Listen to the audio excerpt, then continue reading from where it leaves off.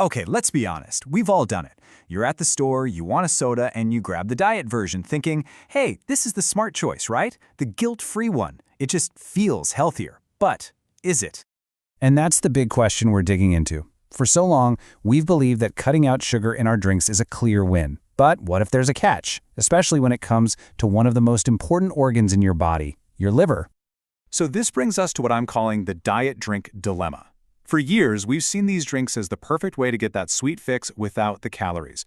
But some new science is starting to ask some pretty uncomfortable questions about that idea. I mean, the message has been super simple for decades, right? Sugar is bad, so less sugar has to be better. It makes perfect sense. And honestly, for a lot of health goals, that's pretty solid advice. But, and this is a big but, a huge new study just dropped, and its findings might completely change how we look at these drinks. It turns out, when it comes to your liver, the reality is way more complicated.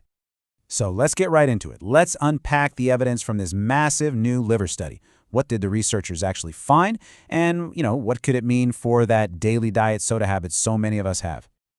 Okay, first things first, there's a key term you need to know. MASLD. It's a mouthful, I know, but it's basically the new name for what we used to call non-alcoholic fatty liver disease.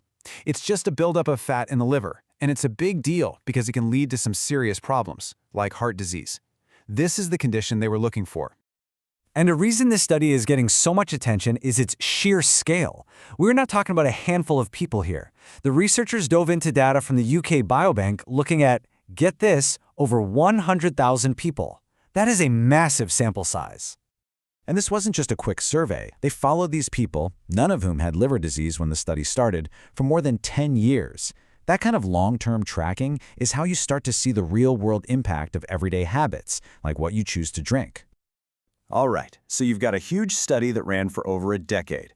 What was the final verdict? Well, this is where it gets really interesting and, frankly, a little shocking.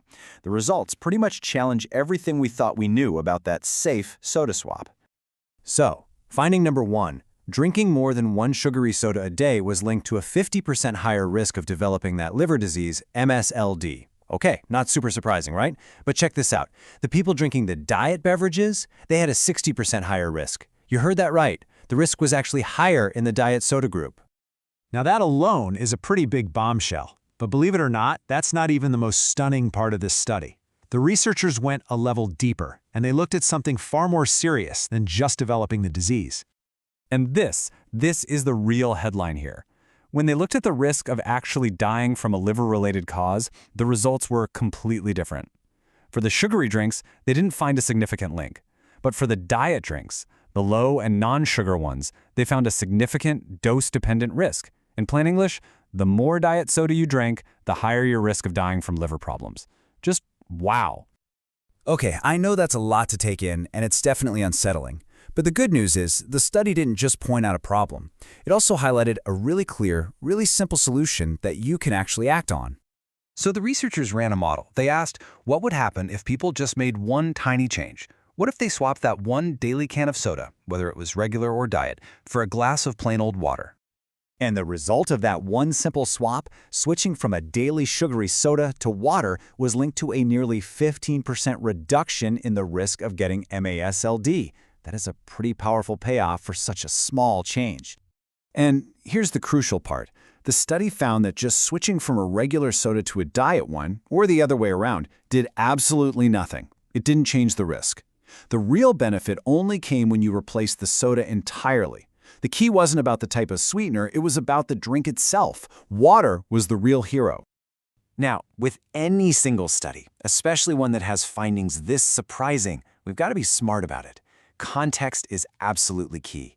To really get it, we have to look at the full picture, and that means talking about the study's own limitations. So let's be totally transparent. First, this study hasn't been peer-reviewed and published yet, which is a key step in science. Second, it relied on people telling researchers what they drank, and let's be honest, we're not always perfect at remembering. Most importantly, it shows a link, a correlation, not that the drinks definitely caused these outcomes. And finally, the people in the study were mostly white and healthier than average, so we need more research to see if this applies to everyone. But even with those caveats, the big takeaway from this study lines up with what a lot of nutrition experts have been saying all along. As one registered dietitian, Karen Berg, said, and she wasn't involved in the study, many people have the misconception that diet drinks are healthier. I highly encourage all patients to stick with water for the best health outcomes. It really just reinforces that core message. So, after all that, we're left with one last, very personal question. We started this whole conversation with that simple choice you make in the drink aisle. But now that you know the story might be a lot more complicated for your liver, will you rethink your drink?